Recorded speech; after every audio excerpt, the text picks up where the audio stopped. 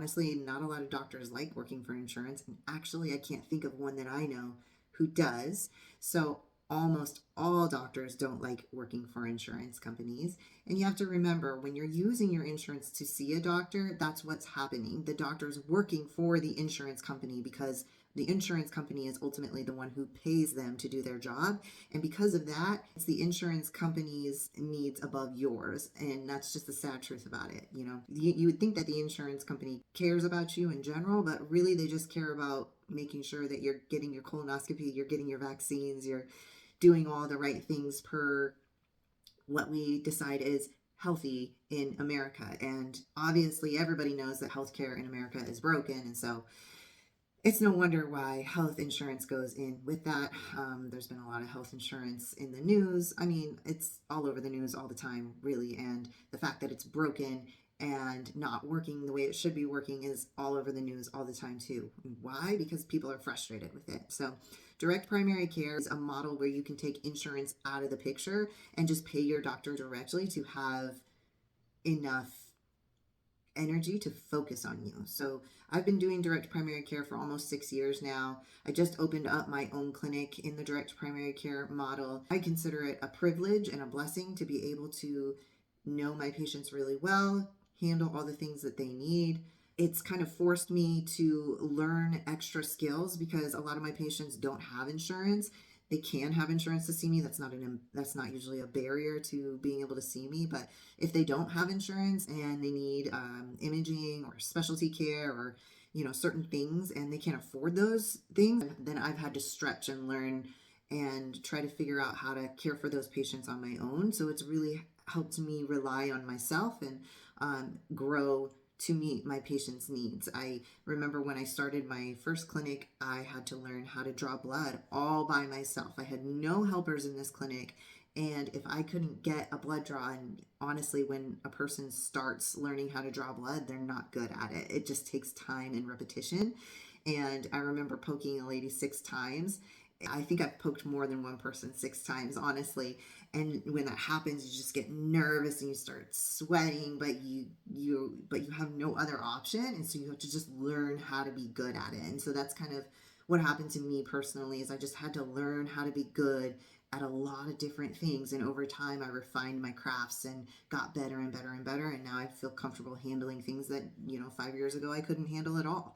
And I think that applies to a lot of direct primary care doctors because they're in very similar situations. A lot of DPC, direct primary care doctors, open up their doors and are the only ones that work in that clinic because, number one, you're starting a business from scratch and you probably can't afford staff right away. That's how it was for me. And when I opened up, I probably spent 2 to 3 years all by myself. So I was the one answering the phones. I was the one scheduling people. I was the one texting you back. I was the one taking you back to the room, vitaling you, doing the whole doctor piece, taking your blood, giving you your medication, because in Arizona, doctors have the right to dispense medications from their office as a little pharmacy if they just get the certificate to do so. And so when you learn to rely on yourself to do all of these things, all encompassing patient care, you just get kind of good at it. And then you can teach your staff as you grow, etc. But here's what I want people to know about direct primary care. Number one, again, you can have insurance. And actually, I suggest that you do have insurance for catastrophic things that can happen. Obviously, you don't want to have to go to a hospital and not have insurance, right? So for things that require a lot of care, a lot of money, and I'm talking like over $1,000, you should have health insurance. If you don't have health insurance, direct primary care is a really good option for you. It's not health insurance, but it's at least a doctor watching over you. Direct primary care also cuts costs for you. So even though you're spending $1,000 a year on a membership to a doctor, number one, you're saving a lot of time. Number two, you're saving a lot of frustration. But number three, you can save quite a bit of money, because if you cut your insurance to something like a high deductible plan, if that's available for you, like if you're not super high needs or, you don't end up needing a ton of medications or something like that. If you can opt for the high deductible plan where you literally are only going to rely on your insurance for things like hospital stays or specialty care, usually your monthly premium, the amount that you pay monthly for your insurance will be lower than if you had a low deductible plan. And what that means is deductible is, you have to pay a certain amount out of pocket before your insurance comes in and covers things. So again, if you have a high deductible, like $5,000 that you have to pay out of pocket before your insurance kicks in and does its thing, you can maybe save $5,000 in a savings account for that rainy day. And then you might be saving a couple of $1,000s a year on your monthly amount, your premium amount, and you can just pay that to your primary care doctor directly, because oftentimes it's your primary care doctor that you need the most attention from. And here's another bonus. A lot of direct primary care doctors will take care of multiple things. Like I was explaining how I had to stretch and grow to accommodate the needs of my patients. I now take care of a lot of problems that I was not trained to do in residency, such as hormone optimization, sports medicine and platelet-rich plasma and joint injections, extra things in the mental health space.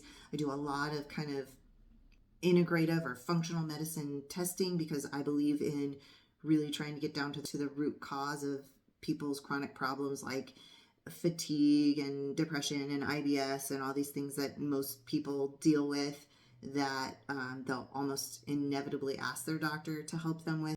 But again, a lot of primary care doctors are not trained well in handling those things. So when I started to learn about them, I realized I had to dip into integrative medicine to really figure out what common things people were dealing with and how to actually address them versus sending you to a GI doctor because you think you have IBS, or I could think you have IBS when really it could be like a microbiome problem, or sending you to an endocrinologist because you're questioning if you have low testosterone. First of all, a lot of endocrinologists don't even like dealing with low testosterone, so I learned how to take care of hormones, and I prefer it that way. I like doing as much as possible for my patients in the right way, in a safe way, in a controlled way, and honestly, they trust me to do a lot of these things versus going somewhere new or somewhere else. And so that's just me personally. But again, a lot of direct primary care doctors are all encompassing like that. They like to take care of their patients, 360 degrees as well, if they can, if it's reasonable and if it's safe and they have the skills to do so. That's direct primary care in a nutshell. I have a plan to make more of these videos just to explain it time and time again.